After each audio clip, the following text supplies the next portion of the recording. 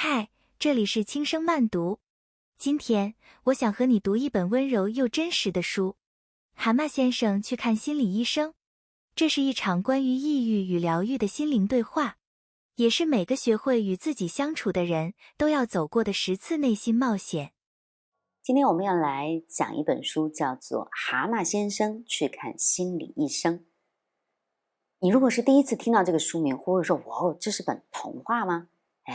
你可能知道有一个非常经典的童话书叫做《柳林风声》。你没有看过它也不要紧，一句话就可以把这个故事讲完。它就是讲了一个蛤蟆在里面非常大胆的去冒险的故事，很好看，跌宕起伏。那么这本书呢，其实就是《柳林风声》里面的那个主角蛤蟆先生，忽然有一天整个人都不好了，他得了抑郁症，之后就去找心理医生治疗的过程。所以它是一本心理咨询类的入门读物。那它的作者叫做罗伯特·戴伯德，这个人在2020年2月份已经过世了。他是一个英国人，毕业于剑桥大学，是一个非常资深的心理医生，职业20多年。他特别注意观察这种现实中的案例，然后去研究分析，所以有过很多次1对1深入交流，帮助别人恢复心理自信的这么一个过程。他就借用了《柳林风声》这个著名的童话故事，把里面的那个主角蛤蟆先生拿出来，假设他不开心了，他整个人都不好了，那么怎么去找心理医生，最后怎么得到了治愈。那整个的这个互动过程非常有现场感。我们如果把这个书看完，你就觉得即便你从来没有想过要去见心理医生，你也从来都不知道，哇，当一个人面对心理医生会是什么样的情景，那这本书看完你就会了解。所以对我来讲，它特别像是一个纪录片的现场。你看得到所有里面的那些互动，那我在阅读的过程中会有一个很奇妙的代入感。起先我会把自己假设成是那个整个人都不太好的蛤蟆先生，接下来我就会发现，有的时候我又愿意做他的朋友一个又爱管闲事儿，然后又有管理能力的欢先生，然后一个非常唠唠叨叨但是很善良的河鼠，还有总是就是担忧的这种鼹鼠先生。我在想，其实我身上也有这一部分哈。那接下来就遇到了苍鹭医生。这个苍鹭医生其实就是作者罗伯特本人的化身，他把他20多年的这种从医的经验全部放到了苍鹭医生身上，所以我们看得到这个医生特别的专业，而且他最终帮助到了蛤蟆先生。那我多么希望自己也是这样一个专业的人，能够带给大家很多的帮助哈。所以我又会把自己带入到苍鹭医生身上。这样的一个阅读经历过后，我就会发现获得感非常的强。我看到亚马逊上有一个人留言说，有没有一本书能够彻底改变你的人生？有的，就是蛤蟆先生去看心理医生。看了这本书，这位读者说，他把我从那种僵尸一样的状态里拉了出来，我重新找到了快乐。那看了这句话，我还有点感动。我在想，我们看了那么多的书，见了那么多的人，我们这么的努力，不是为了努力我们是为了快乐。可是有没有那么一天，你整个人都会觉得不好了？你可能是聪明的、热情的、充满好奇心、生机勃勃、特别能扛的，忽然有一天，你觉得一切都没意思了，就眼睛里面好像只能看得到黑白的世界。你闷在家里，不愿意说话，不愿意动，不愿意见人，不洗脸，不梳头，甚至对一切都丧失了兴趣。为什么？不知道。怎么办？不知道。接下来会面临什么样的结果？也不知道。所以在这本书翻开来，第1章就讲了蛤蟆先生这个一直特别的臭屁，特别的爱美，总是看上去很时髦，要把自己打扮得特别拉风的人。就如果蛤蟆先生去走红地毯，他就是那种时髦精。曾经网上有一波照片嘛，就是时装周里面那些特别精致的大叔和老爷爷们他们可能穿着鲜黄色的背心、格子的外套，然后米色的长风衣，他们的发型一丝不苟，戴着特别拉风的眼镜。那在我的印象中，蛤蟆先生就应该是这样的一个人。可是这一天，他的好朋友獾，还有河鼠、鼹鼠这些人，就发现蛤蟆先生好像从生活中消失了，没有人知道他在哪里，也没有人知道他在干什么。那这一波特别关心身边朋友的人就说：诶，我们得去找找，敲他的门，去发现一下这个蛤蟆先生究竟怎么了。结果在朋友们不懈的努力下，蛤蟆先生的房门终于打开了。他们看到的蛤蟆先生是一个什么样的形象呢？我读给大家听哈。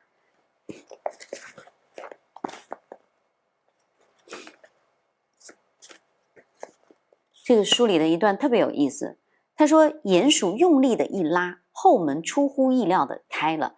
为什么是后门？因为蛤蟆先生把自己封闭起来，不见朋友，所以他的朋友就拼命的想要找到他。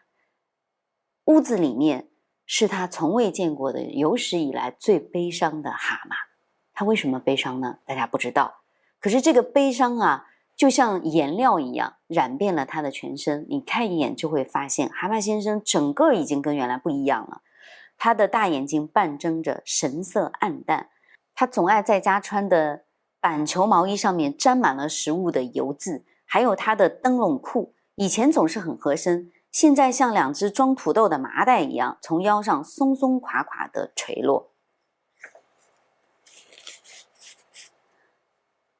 那朋友一眼看见他就会意识到说，哇，蛤蟆现在的这个脏兮兮的样子啊，不管是从他的外形还是精神上都发生了重大的变化。为什么呢？因为以前的蛤蟆先生穿着非常的时髦，他偶尔打扮夸张，但是看上去总是神采奕奕。就我们常常会说一个人精神状态好是什么样呢？就打了鸡血，对吧？他的眼里有光。那这么一个非常暗淡的蛤蟆，他透露出来的信息是什么呢？就是他绝望。那蛤蟆先生也意识到了这一点，所以他开口说的第一句话是：有点乱，抱歉了。乱不仅仅是指他的家里的环境，指他现在的衣服状态，我觉得就是他心乱，他没有办法处理这个局面了。可是我现在整个人都不大好。说完他就放声大哭。看到这一点啊，其实我还小小的出了一口气。为什么？如果一个人在这个时候他连哭都哭不出来，他整个人是呆滞的、麻木的、紧张的，那会比这种状况还要糟糕。可是蛤蟆先生现在终于在他的朋友面前哭出来了，也让他的朋友意识到问题很严重。接下来怎么办呢？朋友就把蛤蟆先生带去找了一个专业的医生，苍鹭先生就登场了。就讲到这里，我特别想跟大家分享一个自己的经验哈。好多人会说，以前我们没有听说过这个词啊，怎么会有抑郁症呢？它到底是怎么回事呢？所以好多人会对这件事有误解，认为是比较内向的、胆小的、性格有问题的人，他才会抑郁。其实不是这样哈。有3件事儿，我特别想跟大家分享。第一，抑郁症它就像感冒一样，每一个人都有可能感冒，对不对？那其实不管你的性格怎么样，不管你遭遇到了什么，抑郁症确实就有可能降临在你的身上。所以没有必要畏惧这件事儿，也没有必要隐瞒这件事儿。得了感冒，我们最重要的事情是干什么？是去看医生。该吃药吃药，该恢复恢复，该治疗治疗。所以如果觉得自己状态不好，应该寻求专业的帮助。那第二点呢，一定要区分开抑郁情绪和抑郁症。有好多人是分不太清楚的。今天我点了一个酸辣面，结果外卖没有送来，我饿了20分钟肚子，我就觉得我抑郁症了。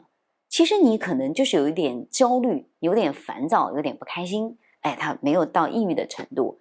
平时我都是考前3名的，那今天我掉到了20名开外，我哭了一场，就觉得活不下去了。这个可能就是瞬间的抑郁情绪，啊，你泡个澡，跑个步，听2首歌，有可能整个人就解脱出来了。它和抑郁症是完全不一样的概念，所以一定要注意区分，不要随便给自己贴标签。那么第3点很重要，抑郁症是有可能会反复的。那既然它是感冒，你可能感冒治好了，下一次呢，你又感冒了，所以这些都是正常的。所以身边的人一定要有耐心，找到了专业的方法之后呢，要不断的陪伴他，干预他。那有的时候在他情绪特别低落、压力很大的时候，即便你不能解决什么问题，但是你抱抱他，你爱他，这个是特别重要的一件事啊。那么蛤蟆先生遇到了苍鹭医生，那第一次见面就给了我非常大的启发。那发生了什么呢？苍鹭先生问了他一个问题，就是你来找我咨询，咨询师是要收费的嘛？那这个钱谁付呢？蛤蟆先生万万没有料到你会问这样一个问题，他当时心里的潜台词就是，你看，说到底你们就是为了赚钱。他说你不用担心钱的事儿，我的朋友们已经答应了，他会替我付钱的。那个慷慨的爱管闲事儿的欢先生就答应支付所有的账单。这个时候有一个出人意料的结果，苍鹭先生说，那恐怕不行。如果你来找我咨询，这个钱并不是你付，说明什么呢？你对这件事并不重视，你没有做好要改变的准备，所以我们不能开始。我看到这一段，忽然之间觉得，哎呦，这个太重要了。所有的改变都基于同样的一个原则是什么呢？就是你想要改变。如果你不想改变，无论身边的人多么努力，无论别人跟你讲了多少苦口婆心的话，你意识不到它的重要性，那它都是无效的。所以苍鹭医生和蛤蟆先生的第一次见面是非常经典的。这里面有几个特别有意思的故事，也可以帮到所有的人。蛤蟆先生是一个热情、时髦、大胆，甚至有点浮夸的人。忽然有一天，一切都被改变了，他整个人都不好了，他变得悲惨兮兮，觉得自己再也不会好了。那朋友们就决定带他去看心理医生。他见到了苍鹭医生。那么蛤蟆先生见到苍鹭医生之后，就发生了非常出乎意料的一幕。那我们就来看一下书中是怎么描写的。那心理医生会有一个自己的工作的场所，苍鹭医生非常的专业，他的工作地点长什么样呢？书营四壁，这个房间里面到处都是书，还有几把椅子，有一张大书桌，上面放着零散的物件，包括一颗陶瓷的头颅，上面写满了文字。那这样的环境就跟医院我们所熟悉的诊所区别是非常大的，对吗？为什么？它需要你进来了以后放松，迅速的建立信任感，所以它不是医院，它需要你安静下来，能够慢慢的把自己打开，交给一个陌生人。那么苍鹭医生长什么样子呢？他个子很高，看上去富有智慧。他在蛤蟆对面的椅子上坐了下来，道过早安。接着他就无声地看着蛤蟆先生。很奇怪吧？如果你去看医生，医生就会问你，你哪儿不舒服啊？他什么都没说，那想要怎么样呢？蛤蟆先生也是这样想的呀。蛤蟆先生早已经习惯了别人跟他讲话，就等着苍鹭开启一场冗长的教训。可是什么都没发生。等呀等呀，这蛤蟆先生觉得好不自在哦，他有点顶不住了。接下来蛤蟆先生就觉得很紧张，他哀怨地说，你就不打算告诉我该做什么吗？他忽然有点委屈，对吧？你怎么把我扔在这儿不管了呢？我看到这儿觉得特别有意思。那苍鹭医生怎么回答呢？说关于什么？蛤蟆说告诉我怎么做才能觉得好受一点。你不好受吗？哎，你看这个一来一回的对话，蛤蟆先生主动的开始说话，他主动的把自己内心的感受暴露出来。苍鹭医生扮演了一个什么角色呢？倾听者啊，倾听是非常重要的一件事儿。蛤蟆说：“是的，不好受。他们肯定把所有关于我的事情都跟你说了吧？”苍鹭医生就问他：“他们是谁？”蛤蟆就开始隶属他的朋友们，獾呀、河鼠呀、什么鼹鼠先生呀，说着说着，蛤蟆竟然就哭出来了。哎，这一幕有没有觉得似曾相识？比如一个小孩子在那里写作业，然后他跟你讲，他说他们都让我写作业，是谁呀？他会告诉你爸爸妈妈、阿姨、外婆。说着说着他就哭出来了。为什么？他好委屈，他非常愤怒，他也不敢反抗，可是他就觉得这件事儿他不快乐。那么责任在谁呢？他没想清楚。蛤蟆此刻就处于这种状态，对吗？我不知道谁该为此负责，反正我不开心。可是他们让我来找你，那这是他们的决定啊，我还是不开心。这时候你有没有觉得蛤蟆就像是一个小孩子？对，他所有的心理状态都是一个儿童状态。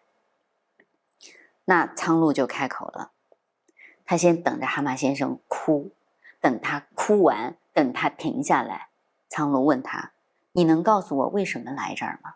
蛤蟆就说：“是他们让我来的。”他们是谁？那些朋友们从报纸上看到了你的名字，他们觉得我需要咨询，他们让我准备好听你的，只要你觉得是最好的，我都会照办。我知道，他们都是为了我好。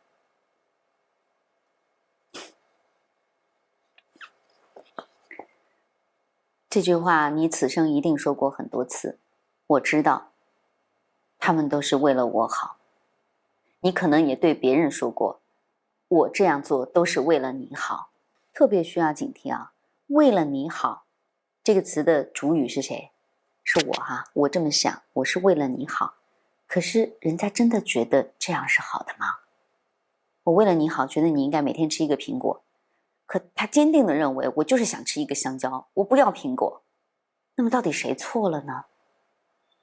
所以苍鹭医生很专业的问了下一个问题，他说：“那么谁是我的来访者？是你还是他们？”蛤蟆先生就不是很明白了，他没有听懂。苍鹭医生就说：“你看，你的朋友想让我给你做咨询，来减轻他们的担忧，因为他们关心你，所以他们很担忧。而你似乎也想得到帮助，为了什么呢？为了让你的朋友们高兴。那这样看起来，你的朋友才是我的来访者，而不是你。”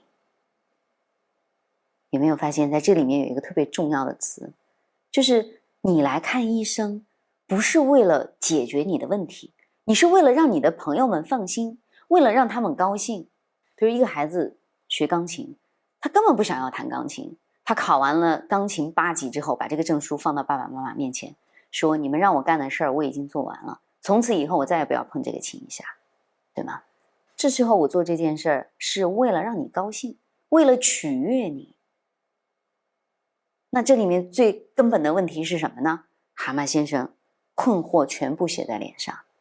那苍鹭医生接着说：“我们可以澄清一下现在的情况。你来找我咨询，费用由谁来支付？”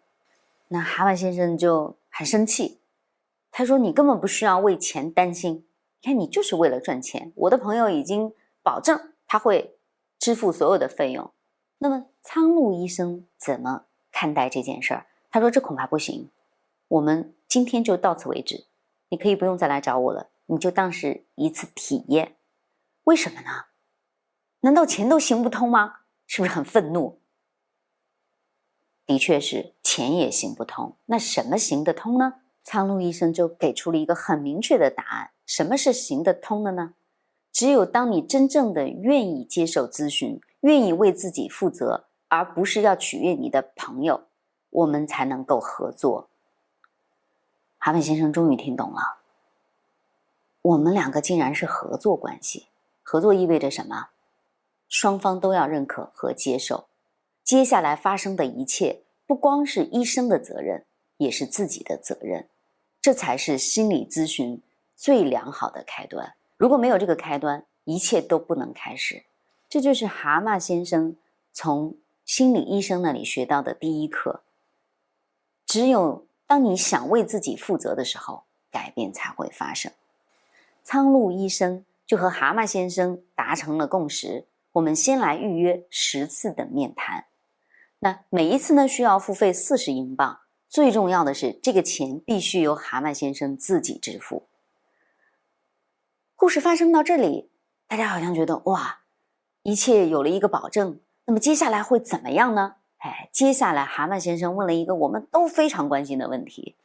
他在要离开咨询室的时候，转过身去问苍鹭医生说：“你认为我会好起来了吗？”这个时候，苍鹭医生说了一句非常重要的话，他说：“蛤蟆先生，如果我不相信每个人都有能力变得更好，我就不会做这份工作了。”这句话带给我非常强烈的触动，这叫什么？叫做专业。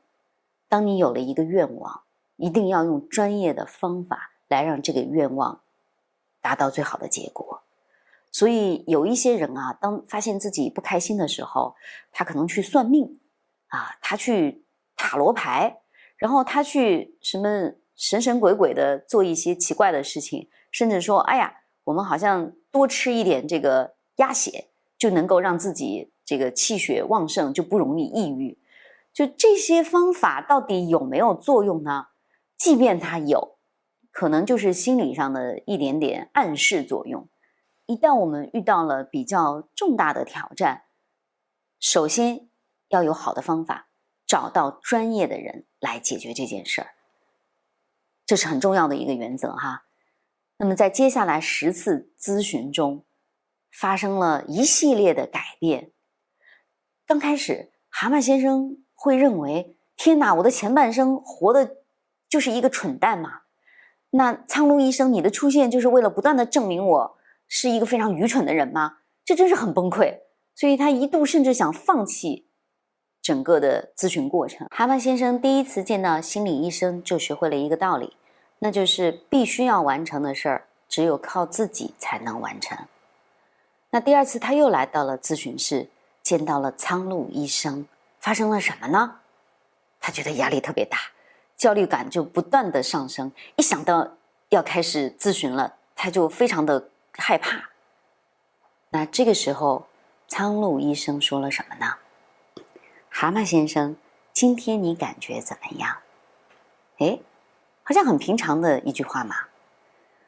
挺好的，谢谢你。蛤蟆回答。他很小的时候，大人就教他，有人问你感觉怎么样，你就说挺好的。我很好，一切都还不错哦，今天天气也很好哦。所以他不假思索的就这么回应，其实不代表任何真实的想法。你是不是和他一样？我再问一次，你现在真实的感觉是什么样的？蛤蟆一下子就愣住了，他觉得非常的不自在。他问，你说的感觉到底是什么意思？你会觉得蛤蟆先生非常的迟钝吗？或者是蛤蟆先生非常的狡猾吗？有没有人根本不知道他的感觉？难道蛤蟆先生要刻意的隐藏什么吗？并不是这样。我们的人生坐标建立在什么上呢？就是感觉。人在最初的阶段一定要意识到的就2件事儿。第一，我是怎么想的，感觉怎么样？第二，别人是怎么想的，感觉怎么样？可是往往当我们说要真诚的活着，勇敢的面对当下，其实我们是没有感觉的。就是当下到底发生了什么，什么事情是真实的，我们很难判断。你没有认真的想过，所以你往往开场白就是大家好，还不错哈，你好吗？我不错。可是你内心真正是隐藏着什么样的惊涛骇浪，有没有不开心的阴暗的部分，没有人知道。当我们能够理解自己内心的感受，他就会得出一个判断。比如说我好你不好，那这个时候人容易怎么样？愤怒。比如说我不好你好，这个时候人容易怎么样？就是悲伤和抑郁嘛。所以当我们理解了自己内心的感受，就能够用准确的语言来描述它。但是当你不愿意去理解自己，你建立不了这种联系，可能就会隐藏自己，或者根本意识不到发生了什么。你的同事跟你说，哎呀，今天晚上我要出去，你能帮我把 PPT 做了吗？你内心的声音说我要去喝酒，可是你看着他说好的。那这个就是不能真诚的面对自己。还有你跟男朋友吵架，你明明心里想的是快点来哄哄我，可是嘴上说的却是你滚，我们现在就分手。对，这个也是不能够真诚的表达自己的内心。所以这样的事情为什么会一直发生在我们的生命中？蛤蟆先生和苍鹭医生的第二次见面，其实就是在梳理我们不快乐，我们悲伤，我们愤怒或者是抑郁，它真正的原因究竟是什么？那就在这一次咨询之后，蛤蟆先生学到了很多的东西。比如说，当他总是习惯性的说我很好的时候，苍鹭医生提醒他，你要真实的感受自己，你真的好吗？这也是我学到的一件事儿哈。第二件事儿，蛤蟆先生总是说我是一个不会生气的人，苍鹭医生就毫不留情地戳破了他，认为这是一个谎言。你不是不会生气，你只是没办法跟别人说我不想帮你做 PPT， 你不会拒绝，所以你换了一种方式生气。怎么生气呢？你非常的郁闷，你在那里帮别人做 PPT 的时候，心里在诅咒他，然后你对自己也很生气，特别的不满。你就是换了一种方式生气。那第三件事儿，当蛤蟆先生发现了，哎呀，我是不高兴的，他就开始说，那是谁的责任呢？都是身边的人，他们待我不好，他们用错误的方式对待我。你看，你怎么会把 PPT 丢给我呢？你为什么要去打小报告呢？你怎么就不知道应该送我花，给我买糖来哄哄我，而是转身就滚了呢？这都是蛤蟆先生不开心的事情。那么苍鹭医生就点破了他，说这是最大的谎言，没有人能让你不开心，是你选择了让自己不开心。那我讲到这一点，有的人会恍然大悟，说哦，原来是这样，我知道该怎么改变了。那也有人依然会觉得，怎么可能，就是你让我不开心了，对吧？责任方明明在你。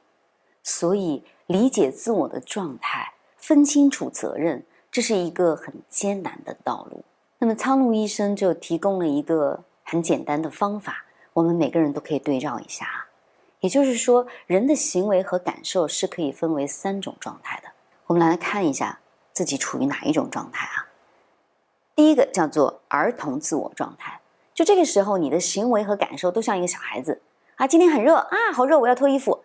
然后这个东西好好吃啊，你弄疼我了，我不开心，我要哭啊，说哭就哭了。这个完全都是孩子的状态，它非常的自然，非常的纯粹，它也很明确的能够表达自己。那么第二种状态呢，叫做父母自我状态。也就是说呀，我们活着活着就活成了自己父母的样子，我们的行为像他们，我们的感受也像他们啊。我们特别讨厌父亲对自己很严厉，总是指责你说你看看人家，你怎么那么没出息。忽然有一天你发现自己说话的口气和自己的眼神就像是在复刻他，你也会这样批评别人。批评谁呢？你的丈夫，你的孩子，你的家人。对，这个时候就是父母状态。表现出这种状态的时候，你就特别容易抱怨、指责，显得很严厉。那第3种状态叫做成人自我状态，它指的是你可以用比较理性的，而不是情绪化的这种状况去处理和解决很多的问题。那它表现在你能够计划、考虑、决定和行动。那当你处于这种状态的时候，你发现你懂的道理都能为你服务了，再也不会说哎呀，我懂了很多的道理，但我活不好这一生，对吧？而且你能够相对平和的，不戴有色眼镜的去判断一个人，去处理好跟他之间的互动和关系。这种状态会带给人非常好的体验。它意味着什么呢？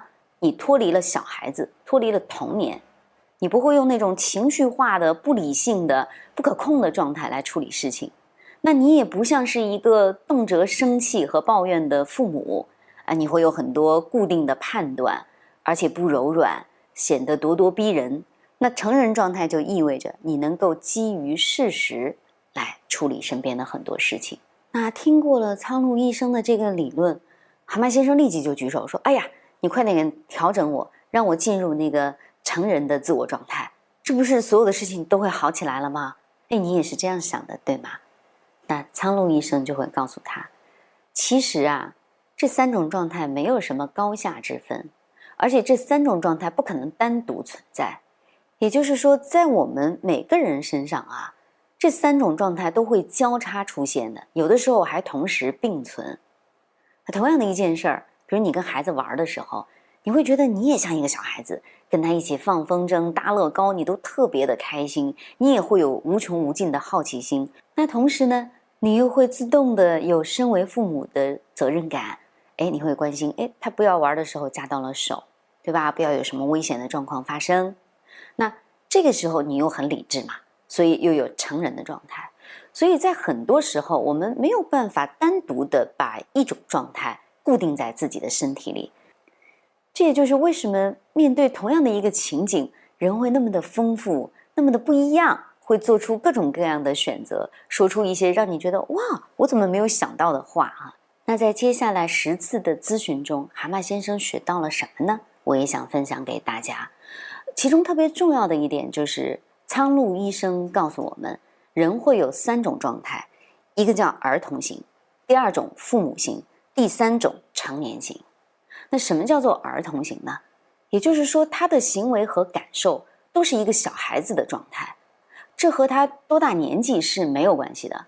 我们看过很多人已经60多岁了，他依然像是一个妈妈的宝宝，对吧？妈妈说不要怎么做，然后出了什么问题，妈妈会帮我解决。回到家里头，妈妈帮我料理一切。就这种巨婴型的成年人，我们也是见过的。那第2种类型呢，就是父母型，他和儿童型刚好相反，他始终不天真、不自由、不苟言笑，他不能够很直接的表达自己冷了、热了，或者是开心、不开心。那这样的人容易有一个特点，他喜欢抱怨，喜欢指责，然后喜欢去批评别人，他显得非常的严肃，就是管头管脚，任何事儿都是我为你好，但实际上他们会给别人造成一定的压力。我可以给大家举一个例子啊，比如说《红楼梦》里面的贾政，就是贾宝玉的爹。那这个爹就是一个典型的严父就是父母型人格。那贾宝玉是一个多么爱玩的人，可是一听见他爹要见他，就已经吓得整个人都不好了，就想要尿裤子一样的。那么贾政也是常常看到宝玉这亲生的儿子，也不知道怎么就邪火那么大。宝玉进来站在他面前，他就说：“你仔细占脏了我的地。”然后他问最近在读什么书，宝玉认认真真的回答了。那贾政就说：“你还好意思说你读书，我都替你丢脸，看哪一天我非抓住你打死不可。”这个爹的邪火有的时候你看着也不知道他是从哪里来的这也是父母型人格一个表现当然这是比较偏执的一面。那么第3种就叫做成年型。苍鹭医生认为说，成年型就是非常清醒、理性思考，既不依赖别人，也不苛责别人，他能够为自己的行为负责，也不戴有色眼镜去判断，他是能够脱离情绪，就事论事，基于事实来判断的。那听到这里，我们就会说，哇，像蛤蟆先生一样，他立即问苍鹭医生说：“既然这个成人状态这么好，你就告诉我，怎么可以直接进入成人状态？这样我就能够不抑郁了呀，我也会快乐很多，做出清醒的选择，不是很好吗？”那苍鹭医生是怎么回答的呢？他说：“做不到。在成功的人生里，儿童型、父母型和成人型这3种状态都是必须的，他们已经随着人类的进步演化了这么多年。这就意味着在你的身体里，这3种状态有的时候是同时存在的，有的时候是交叉出现的。但是其中有一点是非常重要的，那就是成人状态是最为重要，也是最为难得的。为什么这么讲因为只有处在这种状态里，你才是特殊的和重要的，你才能学到关于自己的新的知识。也只有在这个状态里，你才需要艰辛的努力和刻意的思考，让自己成为一个很不一样的人。这个很不一样的人意味着什么呢？那就是负责任、温暖、专注，也不会自我折磨。一旦你的人格如此的成熟和稳定，那么你就会离温暖越来越近，离痛苦越来越远。那怎么样才能够成长为这样的一个人呢？苍鹭先生就提出，要回到你的童年，重新去梳理你的成长中究竟有哪一部分是被压抑了，有哪个部分影响到了你的现在，去理清楚他们的关系，然后好好的治愈自己。这就是我们非常熟悉的一句话，叫做不幸的人要用一生去治愈童年，而幸运的人呢，用童年去治愈一生。不管我们的起点是从哪里开始的，但是如果有一个好的方法，你都可以治愈自己。特别希望大家一起来想一个问题，就是童年对于我们来讲到底有多大的影响？我们现在常常听到一个词，说童年阴影和自己的父母关系不好，这叫童年阴影。谈恋爱的时候总是碰到渣男，这个是童年阴影。甚至连买衣服的时候，总是挑不到最适合自己的，他也说这叫童年阴影。买彩票不能中奖，说我童年阴影了。有这么必然的联系吗？其实这个词如果这样被频繁的使用，那我都会有阴影了。我们不能够把所有的事情都归结为童年阴影，但是童年的确对人的一生会发生非常深刻的影响。那么童年到底能够对一个人产生多大的影响？在蛤蟆先生去见心理医生的时候，苍鹭医生就试着帮他追溯一下，你为什么不快乐？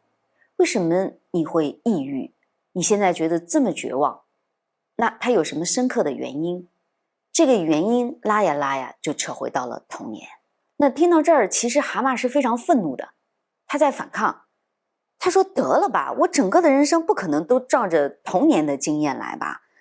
那个时候我那么小，人生才刚开始，以后又会发生很多很多的事情，所以后来的事情对我也有很深刻的影响啊。为什么你总是让我回到童年，去观察我小时候经历了什么？那这是不是和你的疑问一样？那苍鹭医生的回答是什么呢？他说，亲爱的蛤蟆，最关键的就在于童年是你人生坐标的起点。这句话该怎么理解呢？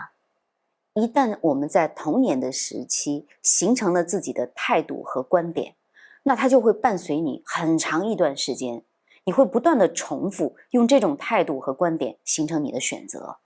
我给大家举一个例子，有一次就采访一个女生，她就讲她小的时候，她跟她的弟弟一起到超市里面去，妈妈说今天儿童节你们可以在这个百货公司里面挑自己喜欢的东西作为礼物。他就一直在想，我挑什么会让我的妈妈更开心？那在这种状态下，他就挑了一套文具，他妈妈果然很高兴，说哎呀，这套文具非常的好啊，这套文具对你会有很大的帮助，能让你把字写得更漂亮啊，能让你学习更好啊。然后他的弟弟呢，起先选了一个黑板，后来走着走着他就变卦了，他想要一个玩具，就挑了一个变形金刚。然后妈妈说不要，说这个玩具非常不好，而且妈妈不建议他们玩玩具，说那个黑板很好，你就选那个，我都已经付钱了。他的弟弟就开始躺在地上打滚大哭，一定要求把原来的黑板退掉，我就要这个变形金刚。后来妈妈就满足了弟弟的愿望，然后他就讲，他说这种事情不止发生了一次，夏天很热，要买冰淇淋，他就会挑一个比较普通的冰淇淋，他的弟弟永远是打开这个门说我要里面最贵的那个，我从来没吃过的那个。后来回忆这些事情的时候，他忽然就失控，在镜头面前崩溃大哭。他说我就特别想回到自己的小时候，跟那个女孩子聊聊天。你真的想要那个文具吗？你真的不想尝尝那个特别贵没吃过的冰激凌吗？哎呀，我就很心酸。我在想，我从小到大也被教育你要懂事，对吧？你要体谅别人，甚至你不要轻易的哭啊。为什么？因为我爸爸告诉我，哭是无能的表现啊，哭解决不了问题。你哭的时候，那个让你伤心的人他会更得意，所以你不要轻易的哭出来。这就导致了在相当长的一段时间里，我是不会示弱的，然后我不会求助，遇到任何的事情我就自己扛。最近我在看那个吐槽大会啊，马思纯出现，他就讲我胖了很多，为什么？因为抑郁症。之前马思纯一直被人吐槽说她不好好管理自己的身材，一下子就胖成这样，而且由于是演员嘛，她的这种形象就格外影响到别人对她的评论。我还看到很多恶意的评论就在下面讲说，你演了那么多烂片，你怎么不去死，还像猪一样的吃？哦，这当然非常恶毒。可是你要想啊，那个能够说出这样话的人，他一定也没有被好好爱过，他一定也是一个常常有挫败感的人，就他不能给别人任何善意的光明的东西，要远离这样的人哈。那马思纯站出来承认说，我抑郁症，我在吃药，你看我现在胖了，可是我想要改变，这才是能够治愈的开始。那蛤蟆先生也是这样呀，他从站在苍鹭医生面前承认我抑郁了，愿意一起回到童年那个小小的阴影里面去，正视自己的过去，这才是改变的开始。所以苍鹭医生就在强调说，为什么我们一定要回到童年去分析我们抑郁的原因？因为童年的经历如此强大，如此鲜活，它塑造了每个孩子对于世界的独特看法。换句话说，外面的世界变成了我这里的世界。就苍鹭医生就拍拍自己的心口啊，你心里面的这个世界就是童年形成的。苍鹭边说边拍拍这儿，说无论你对生活形成了什么样的态度，从此你的行为和你的幸福感都会受到影响，余生都会如此，除非你下定决心要改变。这话特别的重要，也就从这里掀开了蛤蟆先生的勇气。那蛤蟆先生就好像举着一盏小小的灯，回到自己的过去，从头把自己看清楚。那他的童年发生了什么呢？其实这个故事说起来那么的平凡，可能就和很多家庭都是一样的。他的童年跟自己的父亲母亲也没有怎么分开过，可是爸爸一直是非常的忙，而且他们家的男人有一个共同特点，就是不苟言笑，特别的正直，而且很有权威感。这意味着他的父亲和他的祖父都是这样对待自己的孩子的，就是我辛辛苦苦的赚钱养家，我非常的正直和诚实，我给你们做出表率。但是蛤蟆先生说，我不记得我的父亲表扬过我，而且蛤蟆先生说他也很畏惧自己的祖父。在他小时候的记忆中，他跟自己的亲人感情好像很疏远，永远隔着一层什么。那么他的妈妈呢？妈妈倒是温柔地抱过他，唱过歌给他听，把他放在膝盖上。可是，一旦他的父亲和祖父进入到这个房间，妈妈就会变得严厉起来，就赶快把他放下，去做很多事儿，而且告诉他你不要去打扰爸爸，因为他很忙。所以蛤蟆先生想起这些，才会发现自己原来是一个缺乏安全感的孩子，自己也没有学会怎么样跟最亲密的人建立感情，他不会表达，他有什么事都是压在自己心里的，所以导致很多时候他不能正视自己内心的要求。讲到这里我会感触很深，因为我特别像蛤蟆先生，我的爸爸就是很严厉，我们不怎么讨论关于感情的话题，而且中国的父母很少对孩子说爱，也几乎不道歉。但是他们不爱孩子吗？也不是，只是他们表达的方式并不一样。所以直到我自己有了孩子，在我女儿大概4岁的时候，有一天她非常的伤心，我都忘记她为什么难过，她就在那里大哭。然后我就问他说：你发生什么了？为什么要哭得这么伤心？然后他就很愤怒地指责我，他说小人在伤心的时候你没有安慰小人，你还批评我，他就哭得更大声了。哦，那一刻我突然觉得好内疚，我把他抱起来，抱在自己的怀里，哦，我差点也掉下眼泪。我就跟他讲说天哪，因为我是第一次做妈妈。我讲到这儿我也很难过，让我平复一下。我小的时候，我的妈妈没有做过这件事儿，她没有在小人痛哭的时候把我放在膝盖上，拥抱她说没关系，一切都会好的。所以我竟然也没有学会，然后我也不会表达。直到这一天，我的女儿4岁，她跟我说你应该安慰小人，你不应该批评我。我才学会这有多重要，我才知道原来人的童年是需要这样被治愈的。我想当我抱着他拥抱他说没关系的，我给你唱首歌，我们就这样抱着摇一摇，然后他慢慢的不再哭，他开始微笑的时候，我觉得我自己也被治愈。所以在看蛤蟆先生去看心理医生的时候，我在想这不是一个病人去看医生的咨询现场，这是我们不断的在跟自己童年和解，跟自己的父母和解，跟自己的当下和解最重要的一个过程。那么在这个过程中，我们怎么样才能成为一个幸运的人？我想首先就是自己想要改变，接下来就像书里说的，我们需要一波好朋友，我们需要一个专业的医生。那我们有没有可能成为那个把幸运带给别人的人？就我就是那个好朋友，我就是那个明智的、理性的、专业的苍鹭医生呢？其实每个人都能做。你记不记得一部电影《花样年华》？那里面梁朝伟找到了一个树洞，他把自己心里的秘密，把他的痛苦，把他的惊涛骇浪全部对这个树洞讲出来。这个树洞是什么？在《蛤蟆先生去看心理医生》这本书里，苍鹭医生就是那个树洞，能够把自己的故事讲出来，这对蛤蟆先生来说是一个巨大的慰藉。他都没有想过这件事儿对自己的影响如此之大，所以把自己的经历告诉别人，而不会因此被嘲笑或者是被排斥，这在生命中是非常非常重要的一件事儿。当蛤蟆能够对苍鹭说出他的故事，他觉得特别的开心。这就是蛤蟆的人生，他既不是伟大的圣人，也不是十恶不赦的罪人，他就是他自己。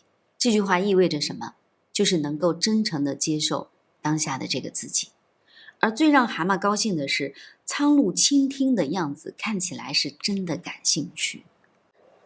那在这本书里，苍鹭医生就讲说，我们很多时候就是这种心理的状态决定了自己人生的坐标嘛。有几个状态特别有意思哈。第一个状态叫做我不好你好，那这是什么意思呢？我一说你就懂了，这叫低自尊，对吧？这一类人会永远觉得我是不好的，我什么都很差劲，我也不配得到最好的。我真的采访过这样的一个女孩子，她会觉得自己就是永远要把所有的事情搞砸。比如说谈恋爱，她就要虐她的男朋友，她是虐到这个男朋友忍无可忍离开她，她认为哎呀这下好了，我就是不值得爱的。她去找工作，然后别人通知她面试，她一定会迟到，她甚至会逃跑，她就认为哎呀我不配得到那个薪水更高的工作。那为什么会这样呢？她从小就低自尊。所以苍鹭先生说，在各个方面低自尊的人通常觉得生活对他们不好，但是他们却更善待别人。那这是一种情况。那第二种人是什么呢？不论我做什么都要爱我。有些人的生活是一团糟的，你甚至会发现他故意惹麻烦，他故意的把什么东西搞错了，他故意的说他想要自杀，他故意的迟到，他故意的把事情搞到不可挽回，他就是想要测试你对他的容忍程度能到哪一步。当有一天你终于忍无可忍，说我不能再纵容你了，他就会说你看我早就知道嘛，我早就知道你会放弃我的，我早就知道你不爱我。那这种人是低自尊的另外一个表现形式。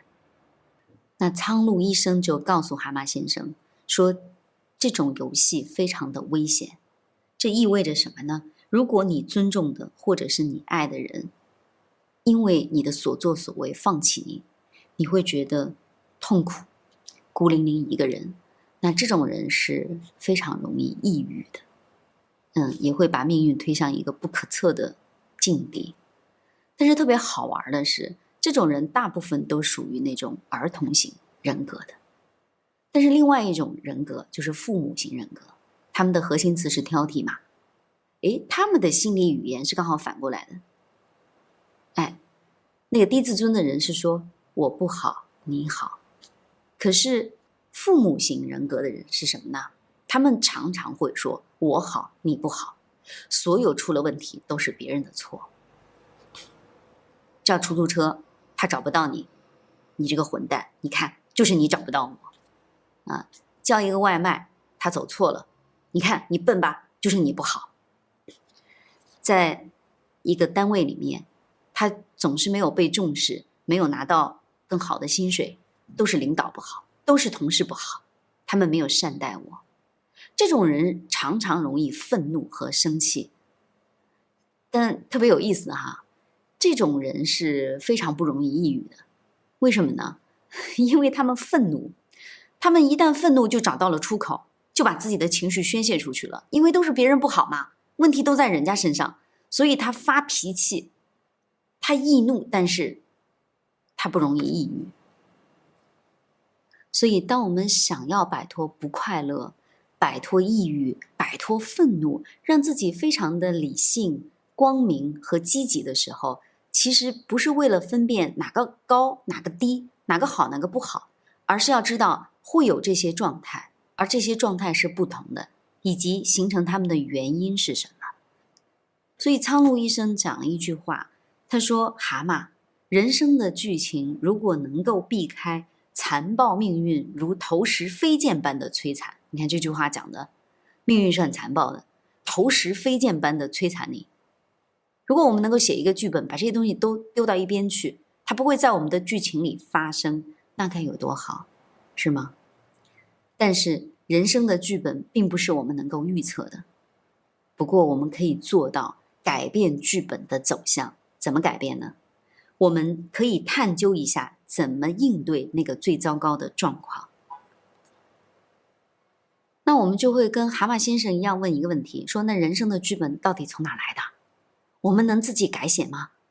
那看完这本书，我相信你会跟我一样有一个明确的答案，那就是人生的剧本它的来历非常的复杂，我们一定要回到源头去看。但不管你是从什么样的地方一路走来，我们可以在最关键的时刻用专业的方法来改变剧本的走向。这就是蛤蟆先生去看心理医生带给我们最重要的启示。它意味着什么呢？首先你要接受改变，你要认识到自己真实的内心想法。第二，你要拥有一批好朋友。那如果你是别人的那个好朋友，发现哎呦，我很重视的这个人他最近状态不好，他整个人都不好了，那你要怎么做？你要关心他，帮助他，不断的去干扰他的节奏。有的时候你甚至没办法替他做的更多，你就是陪陪他，在他的身边看着他哭一下，抱抱他，爱他。我前2天看到了《武林外传》一批人写的那个回忆录，就当年在拍《武林外传》的时候，那个佟掌柜闫妮嘛，他刚好是离了婚，状态特别的不好。然后有的时候拍戏拍着拍着，他就情绪很低落，那他就会在休息的时候一个人坐到旁边去就哭一会儿，然后演白展堂的这个沙溢。这个时候就看看他，也不知道怎么安慰他，就走过去坐在他旁边，就陪着他，看他哭完，然后2个人重新回去拍戏。这就是一个非常好的状态，让他知道他不是孤单一个人，让他知道他是被爱和被理解的，和被尊重的，这都非常重要，是我们每个人都要上的一课。接下来就是当碰到特别棘手的事情，我们一定要信任专业，要信任我们身边是有苍鹭医生这样的存在。那么在最后，蛤蟆先生通过10次咨询之后，彻底的治愈了自己。他在最后一次跟苍鹭医生告别的时候，两个人认为，我们都得到了成长。所以你看，不管是你被治愈还是治愈别人，都是一个彼此学习的过程，它都能让我们活得更加兴高采烈。从那之后呢，蛤蟆先生和苍鹭医生没有再见过面，但是这本书里最后有一个非常重要的仪式，那就是知道蛤蟆先生已经好了，没有问题了。他们并不是说新的一天又来到了，而是真正的做了一个庆祝派对，来纪念新的一天开始了。河鼠决定要用一顿午宴来纪念蛤蟆的康复。他说，人们太容易让重要的事件就这么过去，忘记关注或为他们庆祝。也许是因为我们通常都只是在事后才明白他们有多重要，所以我们一定要勇敢。那在这本书的最后一个章节，我们会看到蛤蟆先生快乐的上气不接下气，喘着来唱了一首歌庆祝新生。他说，哇，看是谁这么玉树临风，那就是蛤蟆先生。如果我们也想要在生活中时时刻刻玉树临风，一定记住和过去的自己道别，只有认真的告别，才能迎来新生。我们来朗读这本书《蛤蟆先生去看心理医生》的片段。那一个陷入了抑郁情绪而且非常悲观的人会有什么样的表现呢？在这本书里面简直就是像照片一样的给我们呈现了哈。他是这么讲说，蛤蟆觉得日子过得特别慢，他无精打采，总是很早就醒，脑袋里还常常出现悲哀病态的念头。在悠长的白天里，他通常感觉好受些，可一到晚上他就开始焦虑起来。他强迫自己每天都要去散步，可即便沐浴在冬日暖阳里，他所看到的一切也都像黑白照片一般，失去了往日的色彩。不知道大家有没有了解身边有抑郁症的朋友？对他们来讲首先就是视觉和触觉发生了变化，就眼睛看出去所有的东西都自带滤镜，灰色滤镜，就没有那么鲜艳，没有那么生机勃勃。你看到一朵花在怒放，你说哇，这个就是春天来到了枝头。他们看见他说，哎呦，这一团棉花一样的，像纸片。他什么东西都不来劲，眼睛是不兴奋的。所以这个时候你就想他的状态是什么？就是平缓，相对比较麻木，没有新鲜感所以你在语气的处理上面应该是平静的。但最重要的是你要理解他们。那当蛤蟆先生决定去看苍鹭医生之后，那首先要做的一件事就是去分析自己抑郁产生的原因。苍鹭医生给他的建议是什么？一定要回到自己的童年状态，看看你的性格是怎么形成的，看看为什么你在遇到这样的事儿会有这样的反应和状态。所以蛤蟆就回忆了一下自己的故事。我最久远的记忆是，我坐在一把遮阳伞下的沙地上，感觉很悲伤。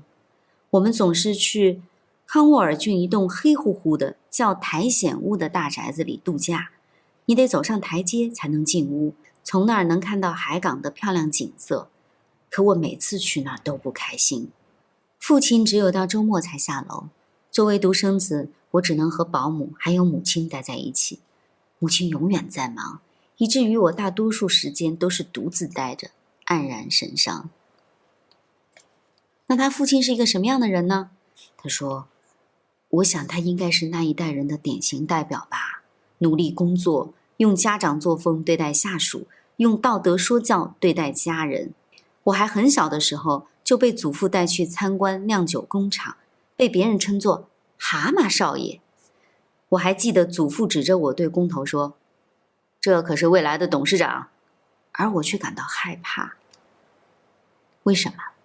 蛤蟆叙述了他感到害怕的原因，是因为他一直觉得他的祖父和父亲对自己不满意。回忆起这些，他甚至哭了起来。苍鹭医生就静静地看着他哭。接下来问他，那你的父亲呢？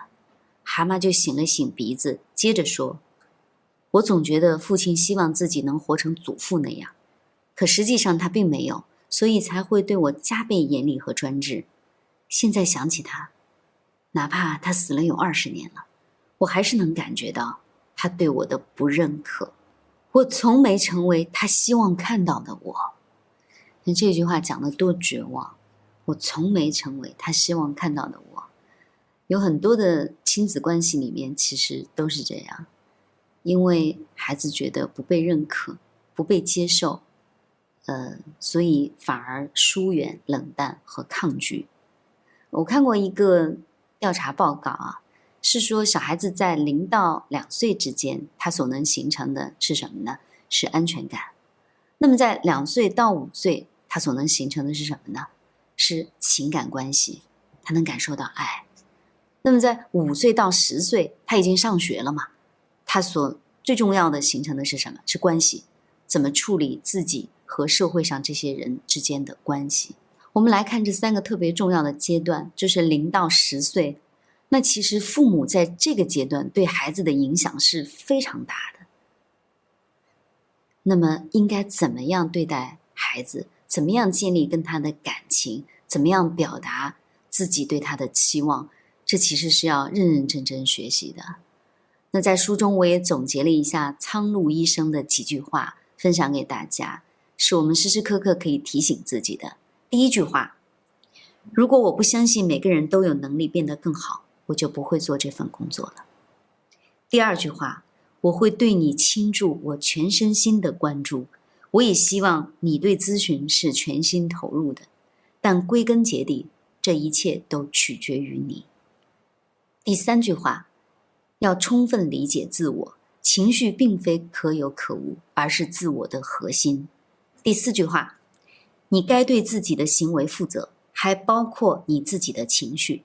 你有力量来改变处境，更重要的是有力量改变你自己。最后一句非常重要，能帮你的人是你自己，也只有你自己。我们在读这本书的时候也会发现啊，人的改变是非常缓慢的。那蛤蟆先生在面对苍鹭医生的时候，常常会像那个青春期的叛逆的少年一样，他会反抗，他会拳打脚踢，甚至他会崩溃的说，我不要理你了，我再也不要来看见你。但这恰恰就是一个长大的过程。你看，从一个孩童的时期，全心全意的依赖比自己重要的人，再到开始怀疑他，破坏这种连接，重新的来建立一种新的关系，就他在长大嘛，直到最后完全独立。这个过程并不容易，它贯穿我们生命的始终哈。所以当苍鹭医生要帮助蛤蟆先生一层一层的剥开自己内心，就是像剥洋葱一样，其实这是需要很多的耐心和技巧的。他一直在提出3个层面的问题。我是建议很多想要跟别人建立深度链接，甚至想要和孩子深度沟通的人，拿笔把它记下来啊。你可以这样问，你可以做他的苍鹭医生。第一，你提出了很好的问题，比如说你不快乐，为什么？你从我这儿感受到了压抑，为什么？就像所有的好问题一样，答案会让你产生痛苦的自我觉察。你做好了解的准备了吗？好，第二个问题，有许多问题需要你向自己发问，比如你能停止自我批判吗？你能对自己好一些吗？也许最重要的问题是，你能开始爱自己吗？好，不管对方是怎么回答你的，不管这个回答有多么的艰难，或者有多么的善变，最终你都可以向苍鹭医生学习。他说，这扇学习之门通向一条艰苦之路，也可能通向深刻的领悟。这就是为什么我们正一起努力，在同一条路上前行。